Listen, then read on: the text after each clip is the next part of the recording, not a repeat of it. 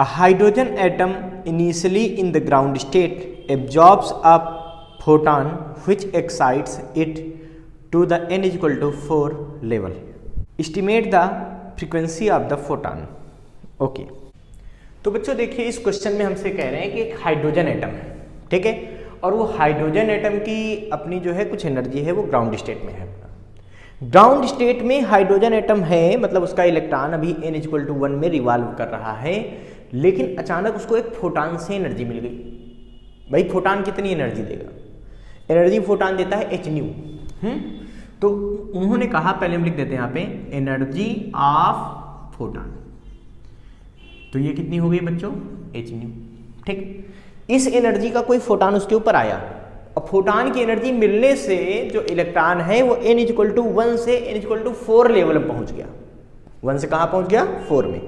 तो हमसे कह रहे हैं कि उस फोटान की जिसको एब्जॉर्ब करके वो 1 से 4 में पहुंचा है, उस फोटान की हमको यहाँ पर फ्रीक्वेंसी कैलकुलेट करनी है।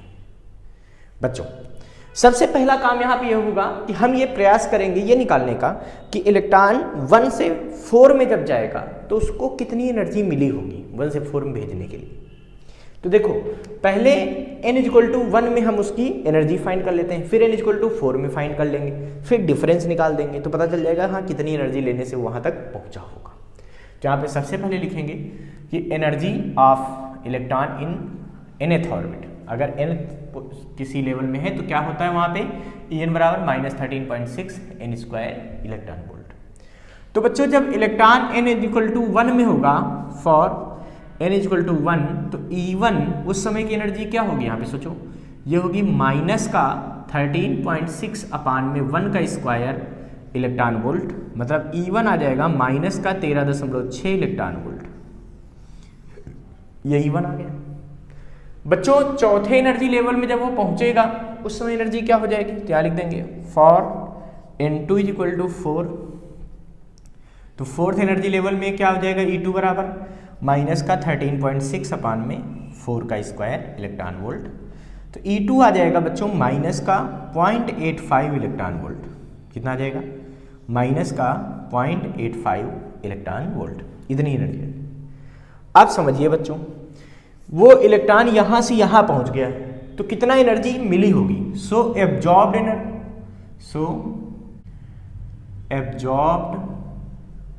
एनर्जी ऑफ फोटान, जो फोटान की एनर्जी एब्जॉर्ब हुई होगी वो क्या होगी? भाई देखो 1 में था और यहाँ 4 में पहुंच गया, तो 1 से 4 में गया तो कितनी एनर्जी मिली होगी? तो भाई फाइनल एनर्जी में से इनिशियल घटा दो तो E4 माइनस E1, इतनी एनर्जी उसने एब्जॉर्ब की होगी। कितनी की होगी? E4 0.85 माइनस 13.6, ठीक है, इलेक्ट्रॉन वोल्ट है सब। अच्छा तो इसको सॉल्व कर लो बच्चों यहाँ से 12.75 इलेक्ट्रॉन वोल्ट, ठीक है, तो ये डेल्टा ही आ गई। बच्चों हमको ये पता है कि ये एनर्जी किससे मिली होगी? फोटान से। और फोटान ने कितनी एनर्जी दी होगी? h new. हमको यही न्यू निकालना है, यानी कि हम अगर चाहें तो हम क्या कर सकते हैं? सो डेल्टा ई जो है वो किससे मिली है? h न्यू से। तो न्यू यहाँ से निकल जाएगा, क्या निकलेगा? डेल्टा ई अपान h। अब बच्चों सारी वैल्यू यहाँ पे पुट कर देंगे, ठीक है। सोचो डेल्टा की वैल्यू देखो कितनी है? 12.75। ये तो इलेक्ट्रॉन वोल्ट है। जब इलेक्ट्रॉन वोल्ट को जूल में कन्वर्ट करते हैं तो 1.6 × 10⁻19 से मल्टीप्लाई करते हैं, यानी कि ये बन जाएगा 12.75 इंटू 1.6 इंटू 10⁻19, तब ये बनेगा जूल। और यहाँ पे जूल में रखना होगा, क्यों? क्योंकि h की वैल्यू हम लोग जूल इंटू सेकेंड में रखें, ठीक है। तो ये आ जाएगा इंटू 1.6 इंटू 10⁻19 अपान h की वैल्यू बच्चों 6.6 इंटू 10⁻34 देते हैं, चलो ठीक है, जूल इंटू सेकेंड। तो देखो इसकी यूनिट हुई जूल, इसकी हुई जूल इंटू सेकेंड, तो देखो जूल कट जाएगा तो 1/2 इसकी यूनिट बचेगी। तो न्यू इज इक्वल टू यहाँ से आ जाएगा। जब हम इसको सॉल्व करेंगे बच्चों तो हमें क्या मिलेगा?